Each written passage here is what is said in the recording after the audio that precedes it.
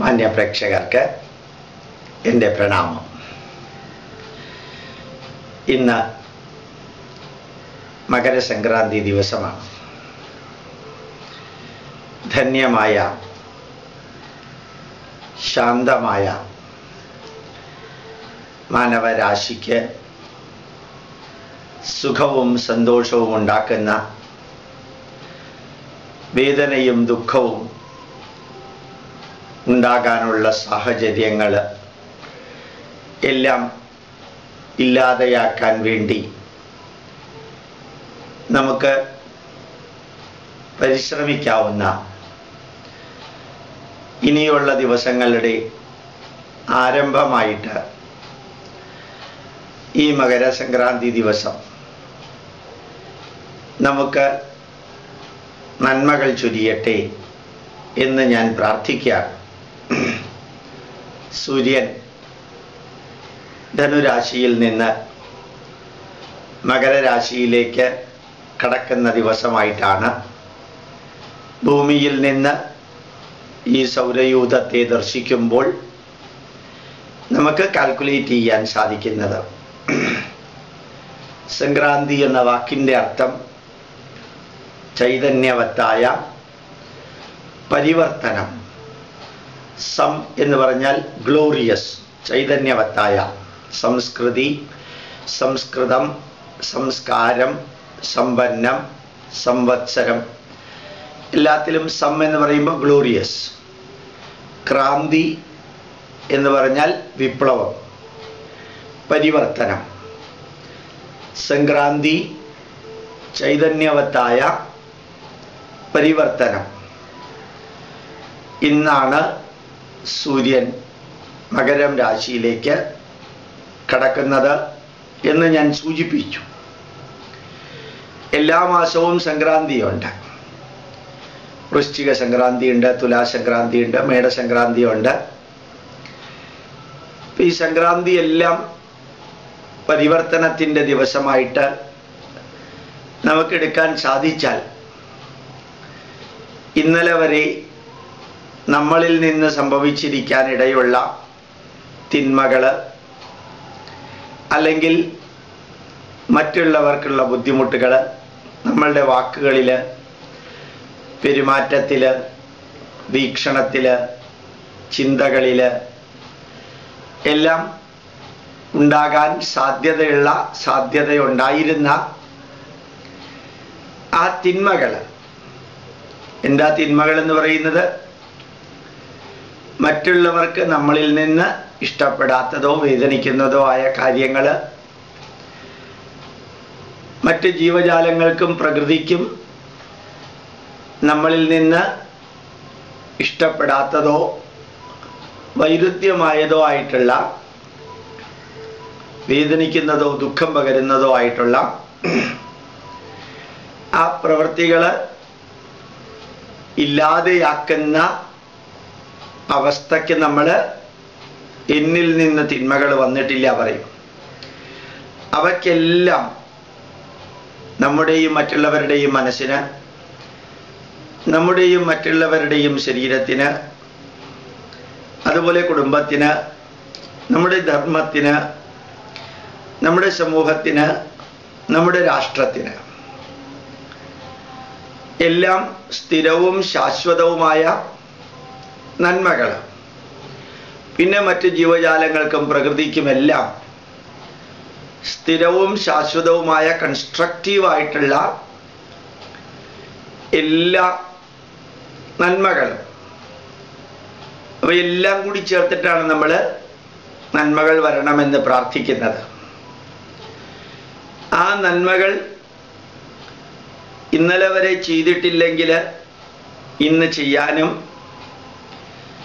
നന്മകളുടെ ഓപ്പോസിറ്റായിട്ടുള്ള തിന്മകൾ ഇന്നലെ വരെ നമ്മളിൽ നിന്ന് ഉണ്ടായിട്ടുണ്ടെങ്കിൽ കഴിയുന്നത്രയും കുറയ്ക്കാനും,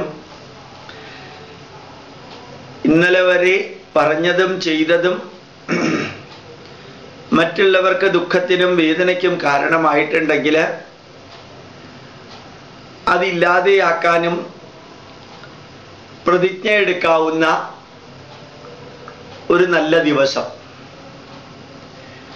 അതാവട്ടെ ഈ മകരസംക്രാന്തി ദിവസം എന്ന് പ്രാർത്ഥിക്കാം. പലപ്പോഴും മഹാത്മാഗാന്ധിയുടെ ജന്മദിനം നമ്മൾ ഗ്രാമങ്ങളും വീടുകളും പട്ടണങ്ങളും എല്ലാം വൃത്തിയാക്കാൻ ഉപയോഗിക്കുന്നു. അതിൻ്റെ അർത്ഥം മഹാത്മാഗാന്ധിയുടെ ജന്മദിനം മാത്രം വൃത്തിയാക്കണമെന്നല്ലല്ലോ. അതൊരു ആരംഭമായിട്ട് കുറിക്കാം. സ്വാതന്ത്ര്യദിനം ആഘോഷിക്കുമ്പോൾ, ആചരിക്കുമ്പോൾ അത് ഇനിയുള്ള ദിവസങ്ങളിലേക്ക് നന്മ വരുത്തുന്ന ആ പ്രവൃത്തിയുടെ ആരംഭമായിട്ട് കുറിക്കാം.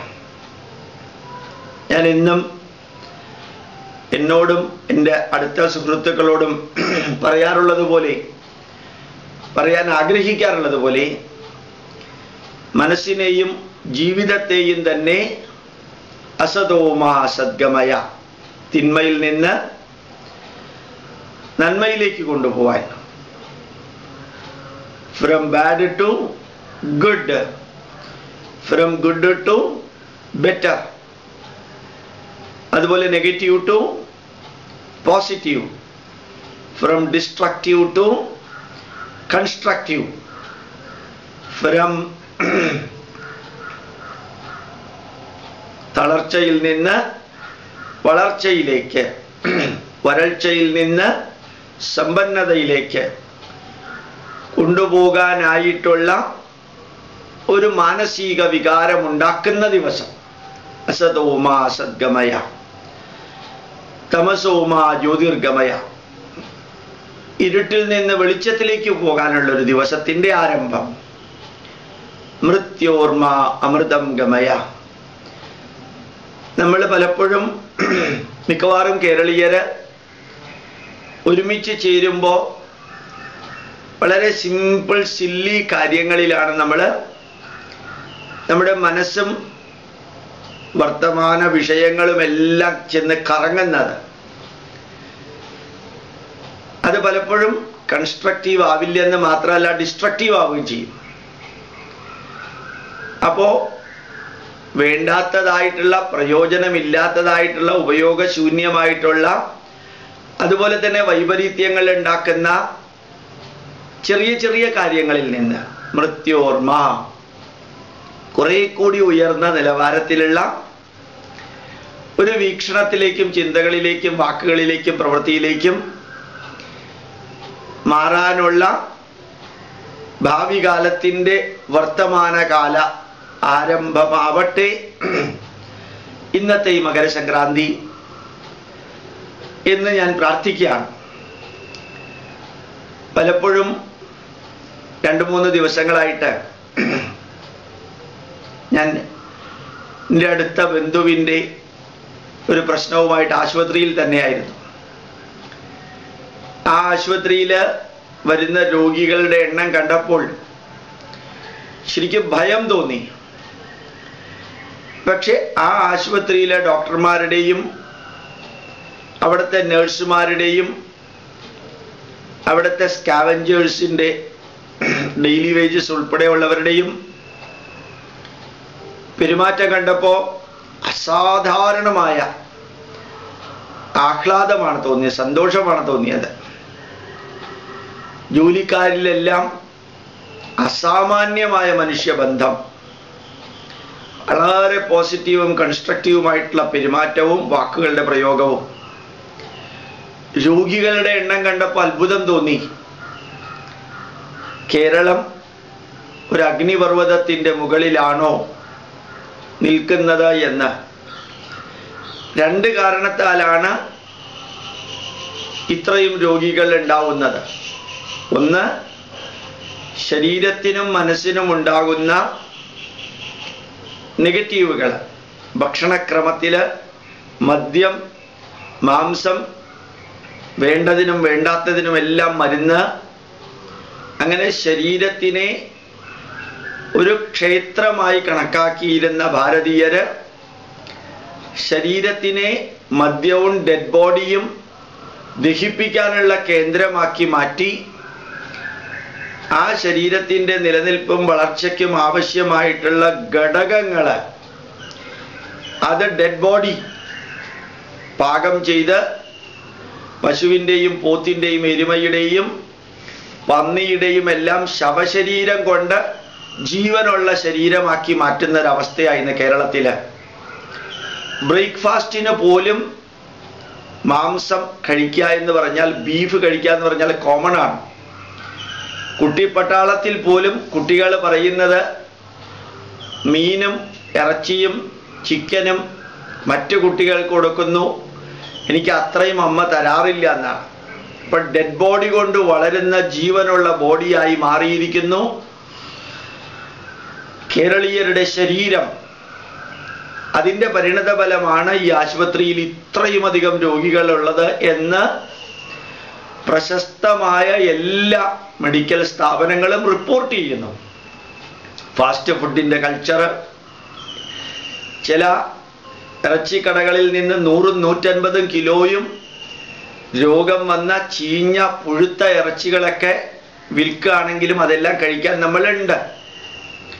പസതോമ സദ്ഗമയ തമസോമ ജ്യോതിർഗമയ മൃത്യോർമ അമൃതം ഗമയ എന്നുള്ളതിൻ്റെ അടിസ്ഥാന ഘടകം ഇന്നലെ വരെ നമ്മുടെ ശരീരത്തിനെ നിർമ്മിക്കാൻ ഉപയോഗിച്ചിരിക്കുന്ന ഒരു തരത്തിൽ രോഗമുണ്ടാക്കുന്ന ഭക്ഷണ പദാർത്ഥങ്ങളിൽ നിന്ന് നന്മയിലേക്ക് മാറുക. പിന്നെ ഈ രോഗികളുടെ എണ്ണം കൂടാനുള്ള കാരണം മാനസിക സംഘർഷമാണ്. ഇന്നലെ കുറേ ഡോക്ടർമാരെ കണ്ടു, ന്യൂറോളജിസ്റ്റുമാരെ. അവരെല്ലാവരും പറയുന്നത് കേരളീയര് ഇത്രയും അധികം തലവേദനയും ടെൻഷനും സൈക്കോസൊമാറ്റിക് രോഗങ്ങളും ഉണ്ടാവാൻ കാരണം കേരളത്തിലെ ജനങ്ങൾ അവരുടെ മക്കളെക്കുറിച്ചും വേണ്ടതിനെക്കുറിച്ചും വേണ്ടാത്തതിനെക്കുറിച്ചും എല്ലാം ടെൻഷൻ എടുക്കുന്നതുകൊണ്ടാണ്. അതുകൊണ്ട് മരുന്നിലൂടെയല്ല രോഗത്തെ മാറ്റേണ്ടത്, ബിഹേവിയറൽ ചേഞ്ചിലൂടെയാണ് മാറ്റേണ്ടതെന്നാണ് ശ്രീചിത്ര തിരുനാളിലെ 2-3 പ്രൊഫസർമാരും തിരുവനന്തപുരത്തെ PRS ഹോസ്പിറ്റലിലെ പ്രഗത്ഭരായ ന്യൂറോളജിസ്റ്റുമാരും പറഞ്ഞത്. ബിഹേവിയറൽ ചേഞ്ച് ഇല്ലാത്തിടത്തോളം കാലം കേരളം എന്നും അഗ്നിപർവ്വതത്തിൻ്റെ മുകളിലായിരിക്കും എന്ന വരികൾ വളരെ പ്രശസ്തമായിട്ടുള്ള 2-3 ഡോക്ടർമാർ ഒരേ ദിവസം പറഞ്ഞത് കേട്ടപ്പോൾ അത്ഭുതം തോന്നി. നമ്മൾ വേണ്ടതിനും വേണ്ടാത്തതിനും എല്ലാം ടെൻഷനാണ്. ഇന്നലെ ഒരു വ്യക്തി വേറൊരു വ്യക്തിയോട് പറയുന്നത് കേട്ടു, എൻട്രൻസ് എക്സാമിനേഷൻ്റെ കമ്മീഷണർ ആയിരുന്ന വ്യക്തി മറ്റേയാളോട് പറയുന്നത് കേട്ടു, കേരളത്തിലെ എൻട്രൻസ് എക്സാമിനേഷൻ എഴുതുന്ന കുട്ടികൾ 70,000 ആണെങ്കിൽ എഞ്ചിനീയറിങ്ങിന് 70,000 കുട്ടികളാണ് അഡ്മിഷൻ ആപ്ലിക്കേഷൻ കൊടുത്തിട്ടുള്ളതെങ്കിൽ 85,000 സീറ്റുകൾ ഉണ്ട്. ഇനിയും പുതിയ എഞ്ചിനീയറിംഗ് കോളേജുകൾ വരിക, 25ഓളം മെഡിക്കൽ കോളേജുകൾ പുതിയതായിട്ട് വരുന്നു, 13 ഗവൺമെൻറ് സെക്ടറിൽ. അപ്പോൾ ഒരു ടെൻഷനും ഉണ്ടാവേണ്ട ആവശ്യമില്ലാത്ത കാലത്ത് നമ്മൾ വേണ്ടതിനും വേണ്ടാത്തതിനും എല്ലാം ടെൻഷൻ എടുക്കുന്നു. അത് മാനസിക രോഗത്തിൽ ചെന്ന് പര്യവസാനിക്കുന്നു. എന്നിട്ട് അതിന് ട്രീറ്റ് ചെയ്യുന്നു. മാനസിക രോഗമുള്ള വ്യക്തികളെക്കുറിച്ച് ഓർത്ത് അദ്ദേഹത്തിൻ്റെ ബന്ധുക്കൾ ടെൻഷൻ എടുക്കുന്നു. ചുരുക്കത്തിൽ സമ്പന്നമായ ദൈവത്തിൻ്റെ സ്വന്തം നാടായ കേരള ജനത എന്നും ദുഃഖിക്കുന്ന, വേദനിക്കുന്ന, വിഷമിക്കുന്ന, സംഘർഷപൂരിതമായ മാനസികാവസ്ഥ നിലനിർത്തുന്ന ദിവസങ്ങളിലേക്ക് നമ്മൾ പ്രയാണം ചെയ്തുകൊണ്ടിരിക്കുന്ന ഒരവസ്ഥ അത്ഭുതകരമായ വേദനയുണ്ടാക്കുന്നു. അപ്പം അതിൻ്റെ എല്ലാം മാറ്റം കുറിക്കുന്ന ഒരു ദിവസമായി തീരട്ടെ ഈ മകരസംക്രാന്തി എന്ന് പ്രാർത്ഥിക്കുകയാണ്. ധാരാളം നന്മകൾ ചുറ്റുപാട് കാണാൻ സാധിക്കുന്നുണ്ട്. ധാരാളം നന്മകൾ കാണാൻ സാധിക്കുന്നുണ്ട്. നന്മകളില്ല എന്ന് ഒരാൾക്കും പറയാൻ പറ്റില്ല. മാതാപിതാക്കളെ മക്കൾ നോക്കുന്നില്ല എന്ന കംപ്ലൈൻറ്റ് പോലും ഇപ്പോൾ മാറി വരികയാണ്. മക്കൾക്ക് മനസ്സിലായി തുടങ്ങി മാതാപിതാക്കളെ നമ്മൾ എങ്ങനെയാണോ സംരക്ഷിക്കുന്നത് അതുപോലെയായിരിക്കും നമ്മുടെ മക്കൾ നമ്മളെ സംരക്ഷിക്കുന്നത് എന്ന് മനസ്സിലായി തുടങ്ങിയിട്ടുണ്ട്.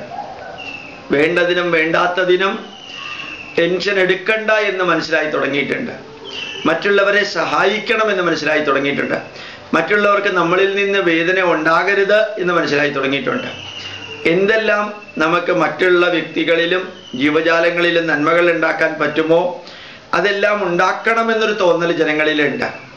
മിതമായ ആഹാരം കഴിക്കണമെന്നൊരു തോന്നൽ ജനങ്ങളിലേക്ക് വന്നു തുടങ്ങിയിട്ടുണ്ട്. അതുപോലെ ആഡംബരങ്ങളും വേണ്ടാത്ത ആഘോഷങ്ങളും ഒഴിവാക്കണമെന്ന് തോന്നി തുടങ്ങിയിട്ടുണ്ട്. വേദനിക്കുന്നവർക്കും വൃദ്ധർക്കും അനാഥർക്കും രോഗികൾക്കും വിശക്കുന്നവർക്കും കഴിയുന്നത്രയും സഹായം ചെയ്യണമെന്ന് തോന്നി തുടങ്ങിയിട്ടുണ്ട്. വിദ്യാർത്ഥികളുടെ കാര്യത്തിൽ വിരലിൽ എണ്ണാവുന്ന കുറച്ചു പേര് കല്ലെറിയുകയും സമരം ചെയ്യുകയും നശീകരണ പ്രവർത്തനങ്ങളിൽ ഏർപ്പെടുകയും ചെയ്യുന്നുണ്ടെങ്കിലും 99% വിദ്യാർത്ഥികളും പഠിക്കാനും ഉൾക്കൊള്ളാനും അറിയാനും നന്മയിലേക്ക് പോകാനുമുള്ള ഒരു മാർഗത്തിലൂടെ പോകണമെന്ന് അവർക്ക് തോന്നി തുടങ്ങിയിട്ടുണ്ട്. അവരുടെ കാര്യത്തിൽ മാതാപിതാക്കൾക്ക് ശ്രദ്ധിക്കണമെന്ന് തോന്നിയിട്ടുണ്ട്. വൃദ്ധരായ മാതാപിതാക്കളുടെ കാര്യങ്ങളിൽ മക്കൾക്ക് ശ്രദ്ധിക്കണമെന്ന് തോന്നി തുടങ്ങിയിട്ടുണ്ട്. ഒരുമിച്ച് സന്തോഷിക്കാനുള്ള അവസ്ഥ നമ്മൾ തന്നെത്താനെയാണ് ഉണ്ടാക്കേണ്ടത് എന്ന് തോന്നി തുടങ്ങിയിട്ടുണ്ട്. നല്ല നല്ല പരിപാടികൾ TV-യിൽ കാണാൻ ആൾക്കാർക്ക് അസാധാരണമായ താല്പര്യമുണ്ട്. പലപ്പോഴും നല്ല സിനിമാ നടന്മാർ അഭിനയിക്കുന്ന നല്ല സിനിമകളും നല്ലതല്ലാത്ത സിനിമാ നടന്മാർ അഭിനയിക്കുന്ന നല്ല സിനിമകളും ജീവിതഗന്ധിയായ സന്ദേശങ്ങൾ കൊടുക്കുന്ന അപ്രകാരമുള്ള സിനിമകളുടെ എണ്ണം വളരെയധികം കൂടുന്നുണ്ട്. അത് വിജയിക്കുന്നുമുണ്ട്. പണ്ടത്തെ പോലെ അടിപൊളിയായിട്ടുള്ള ചില സിനിമകൾ തീർച്ചയായിട്ടും കാണുന്നവരുണ്ട്, ഇല്ല എന്നല്ല. പക്ഷെ ജീവിതഗന്ധിയായ സന്ദേശങ്ങളുള്ള സിനിമകൾ അത് ലേണിംഗ് ആൻഡ് പ്രോസസ്സിന് ഏറ്റവും നല്ല രീതിയിൽ ഉപയോഗിക്കുന്ന ഒരു കാലഘട്ടത്തിലൂടെ നമ്മളിപ്പോൾ കടന്നു പോകുന്നുണ്ട്. തിന്മകളെ ചൂണ്ടിക്കാണിക്കാൻ പത്രമാധ്യമങ്ങൾ ശക്തിയായിട്ട് അവരുടെ തൂലിക ചലിപ്പിക്കാറുണ്ട്. നന്മകൾ എവിടെ കണ്ടാലും മാധ്യമങ്ങളായ രണ്ട് തരത്തിലുള്ള ഇലക്ട്രോണിക് മാധ്യമങ്ങളായാലും പ്രിന്റ് മാധ്യമങ്ങളായാലും നന്മകളെ പ്രൊജക്റ്റ് ചെയ്ത് കാണിക്കാൻ അവരും നല്ല കാര്യങ്ങൾ ചെയ്യുന്നുണ്ട്. ചുരുക്കം പറഞ്ഞു കഴിഞ്ഞാൽ അസതോമ സദ്ഗമയ തമസോമ ജ്യോതിർഗമയ മൃത്യോർമ മൃതംഗമയ എന്ന വേദത്തിൻ്റെ പ്രാർത്ഥന അന്വർത്ഥമായി കൊണ്ടിരിക്കുന്ന ഒരു കാലഘട്ടത്തിൽ ജീവിക്കാൻ ഭാഗ്യം കിട്ടിയ നമ്മൾ ഇനിയുമുള്ള തിന്മകൾ ഉണ്ടാവാൻ സാധ്യതയുള്ള തിന്മകൾ ഇതെല്ലാം നമുക്ക് നല്ല രീതിയിൽ ശ്രദ്ധിക്കുകയാണെങ്കിൽ മാറ്റാൻ സാധിക്കും. വളരെ സിമ്പിളായിട്ടുള്ളൊരു ഉദാഹരണം, ഇന്ന് കേരളത്തിൽ വെറ്റില മുറുക്കുന്നവരുടെ എണ്ണം പ്രായോഗികമായിട്ട് ഇല്ലെന്ന് തന്നെ പറയാം. പ്രാക്ടിക്കലി ഇന്നില്ല. ഇതൊരു വലിയ മാറ്റമല്ലേ? ചെറിയ കാര്യമാണെങ്കിലും നമ്മുടെ മൗത്ത് ക്യാൻസർ, ടങ് ക്യാൻസർ എല്ലാം ഇല്ലാതെയാക്കാൻ ഒരു പൈതൃകത്തിൽ നിന്ന് കിട്ടിയ വെറ്റില മുറുക്കലാണെങ്കിൽ പോലും അത് ഏതാണ്ട് പൂർണ്ണമായിട്ട് വളരുന്ന തലമുറ വേണ്ടെന്ന് വെച്ചു. സിഗരറ്റ് വലി ഏതാണ്ട് പൂർണ്ണമായിട്ടും നിൽക്കുന്ന വേണ്ടെന്ന് വെച്ച ഒരു കാലഘട്ടത്തിൽ അപ്പോൾ നമുക്ക് വേണ്ടാത്തത് വേണ്ടെന്ന് വെക്കാനുള്ള മനസ്സുണ്ട്.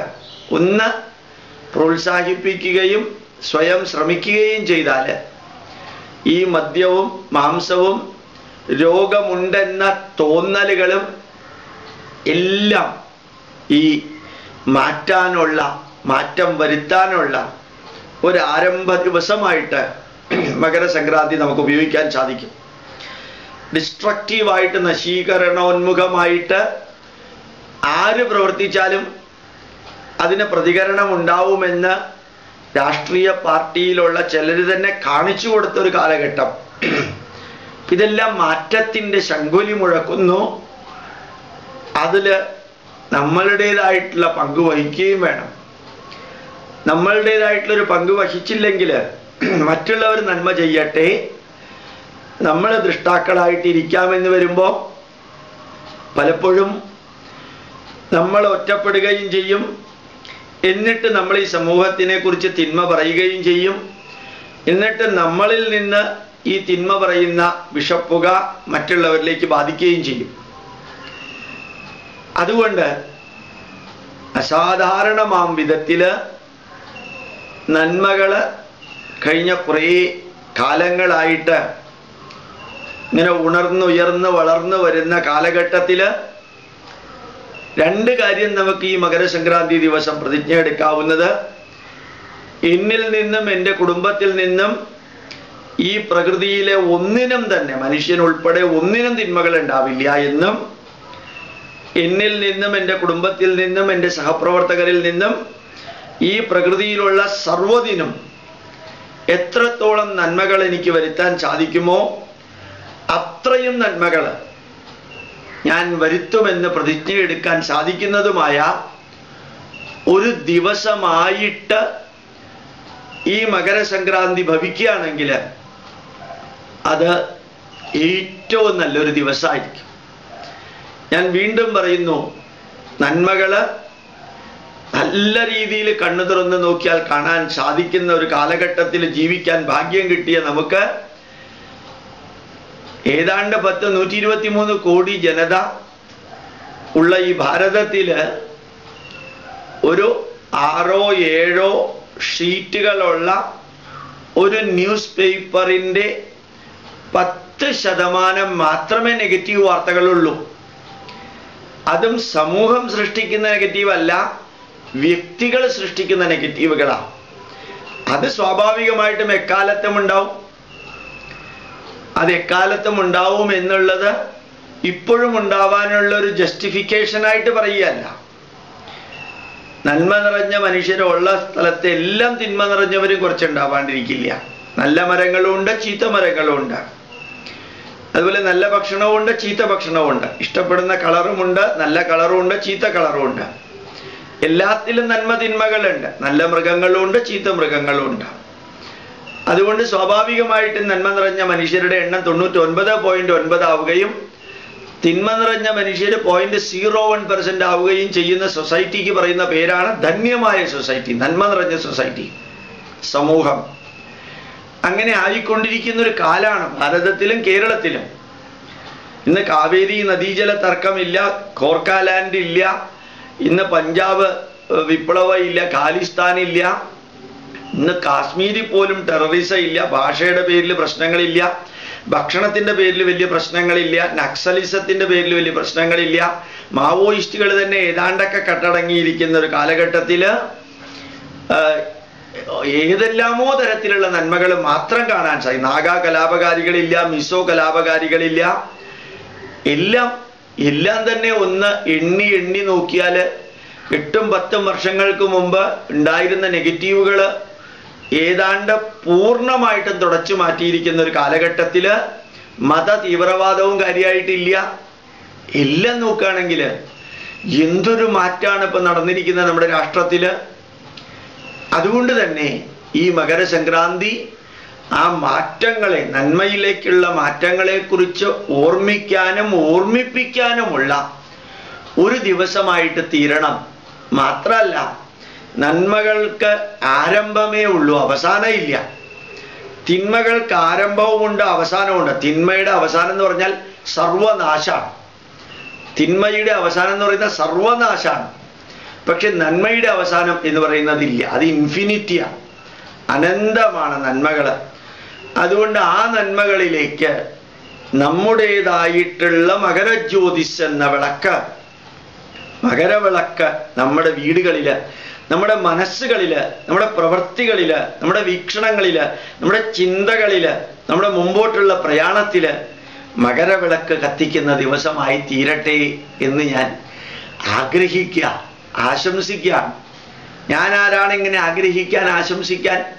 ഒരു ഭാരത പൗരൻ, ഒരു രാഷ്ട്രത്തെയും സനാതനധർമ്മത്തെയും പൂജിക്കുകയും ആരാധിക്കുകയും അതിനുവേണ്ടി തന്നെ ജീവിക്കണമെന്ന് ആഗ്രഹിക്കുകയും ഒക്കെ ചെയ്യുന്ന ഒരു സാധാരണ മനുഷ്യൻ. ആ സാധാരണ മനുഷ്യൻ എന്ന രീതിയിൽ ഞാൻ പ്രാർത്ഥിക്കുന്നു. നമ്മുടെ ചിന്തകളിൽ, നമ്മുടെ വീക്ഷണങ്ങളിൽ, നമ്മുടെ പ്രവൃത്തികളിൽ, നമ്മുടെ മുമ്പോട്ടുള്ള പ്രയാണത്തിൽ, നമ്മുടെ വീടുകളിൽ, നമ്മുടെ സമൂഹത്തിൽ, നമ്മുടെ ധർമ്മത്തിൽ, നമ്മുടെ രാഷ്ട്രത്തിൽ, എല്ലാത്തിലും നമുക്ക് ആ മകരവിളക്കെന്ന ചൈതന്യവത്തായ ദീപം, ഇരുട്ടിനെ അകറ്റാനുള്ള ദീപം, തിന്മകളെ അകറ്റാനുള്ള ദീപം, വേദനകളെ അകറ്റാനുള്ള ദീപം, നമ്മുടെ പ്രകൃതിയിൽ നമ്മളിലൂടെയോ നമ്മുടെ സഹപ്രവർത്തകരിലൂടെയോ നമ്മൾ മാനവരാശിയിലൂടെയോ ഉണ്ടാകുന്ന നെഗറ്റീവുകൾ ഇല്ലാതെയാക്കാൻ സാധിക്കുന്ന അനവധി ഭാവി ദിവസങ്ങളിൽ ആരംഭമാവട്ടെ ഇന്നത്തെ മകരസംക്രാന്തി ദിവസമെന്ന് ഞാൻ പ്രാർത്ഥിക്കുന്നു. കൂടാതെ ഇന്ന് മിലാഡി ഷെരീഫ് കൂടിയാണ്, പ്രവാചകന്റെ ജന്മദിനവും കൂടിയാണ്.